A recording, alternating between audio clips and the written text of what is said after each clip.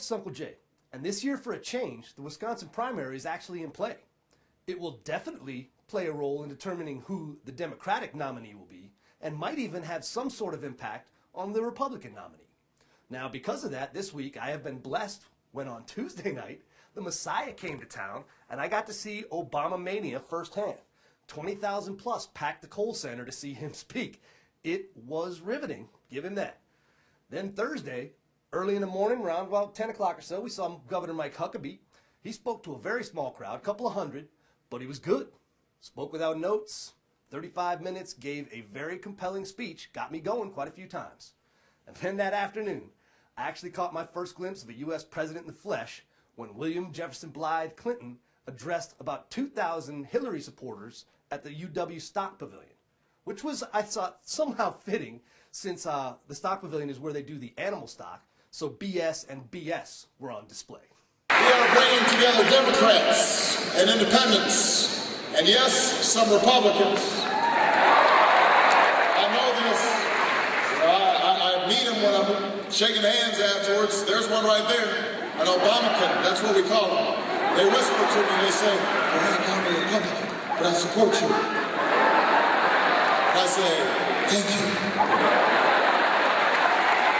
We're bringing Democrats, independents, Republicans, blacks and whites, Latinos and Asians and Native Americans, small states and big states, red states and blue states, all into the United States of America. That's our program. That's our mission. Well, Senator Obama makes a pretty persuasive point. He says that if he can attract Republicans who are dissatisfied with their choices, he may well be the winner. And I saw proof of his hypothesis at the Huckabee rally. I spoke to a gentleman after the Huckabee rally who told me that Huckabee was his first choice and Barack Obama was his second. How you get from the most conservative viable candidate to the most liberal viable candidate, I don't know. But Obama did it, and that makes him a very powerful force in this election. Now, are Hillary or Obama even in play for you? I would consider Obama, just if there was no Huckabee. Now, let me get my hands around that. Yeah. You're going from the most conservative viable candidate in the election to the most liberal. I just can't vote for McCain or Hillary. So that's interesting. Is that I'll personality? probably just stay home. I am a person who believes that if this nation gets it wrong when it comes to respecting human life, we're going to get a lot of other things wrong.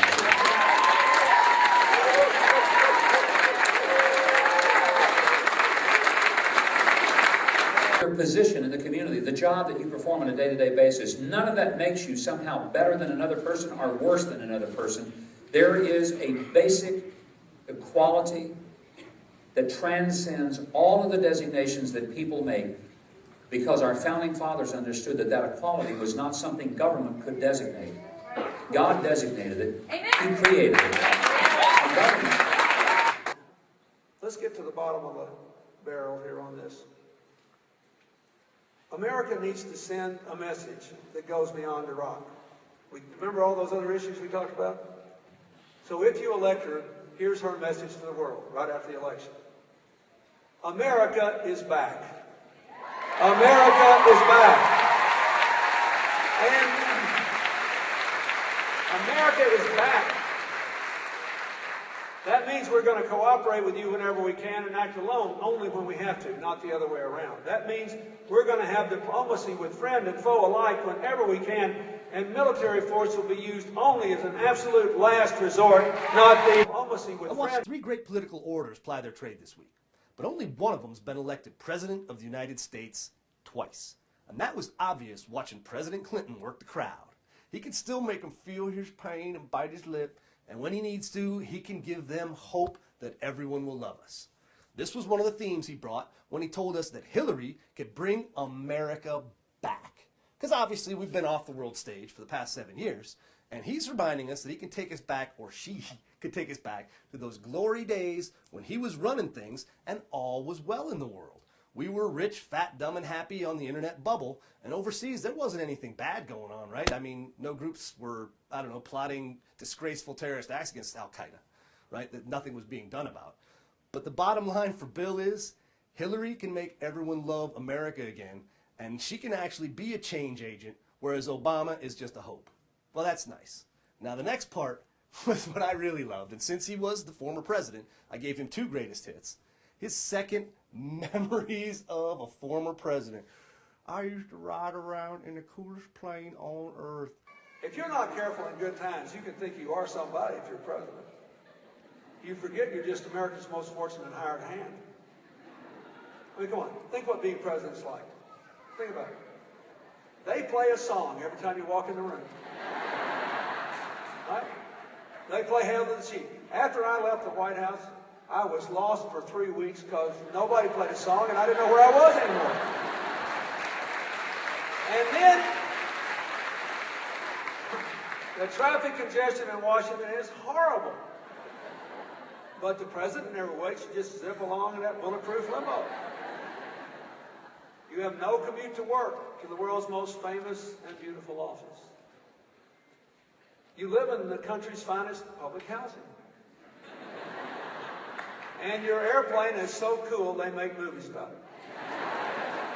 Now, we're all laughing, but I hope you get this last point. The time you spend as president is fleeting, and poof, it's gone. That was vintage Billy Jeff. That's Clinton being Clinton. That was probably one of the more honest things that he's ever done in public life, is go ahead and admit, I had the best there ever was, and poof, now it's gone. And I don't even think I'm going to get to ride in a limousine because I don't think my wife's going to get elected. I was waiting for a cute from him. Nah, didn't get it. Anyhow, here is my scorecard on the week in politics here in Madison. Tuesday Night Obama, best show, Rockstar Messiah. Might as well be Tommy from The Who, because he was the deaf, dumb, and blind kid speaking nothing about nothing, and the crowd loved him, mesmerized. Thursday morning, Mike Huckabee spoke the most to me. He has the most in common with me politically. I'm not sure I could vote for him, but I walked out with a better feeling about him than I walked in with. And finally, the consummate politician, and that's not a compliment, Bill Clinton.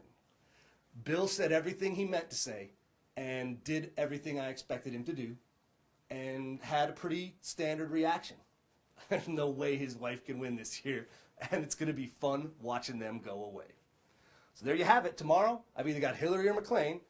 God and the weather will decide which one I see. I'm hoping for Johnny Mac, but I will let you know.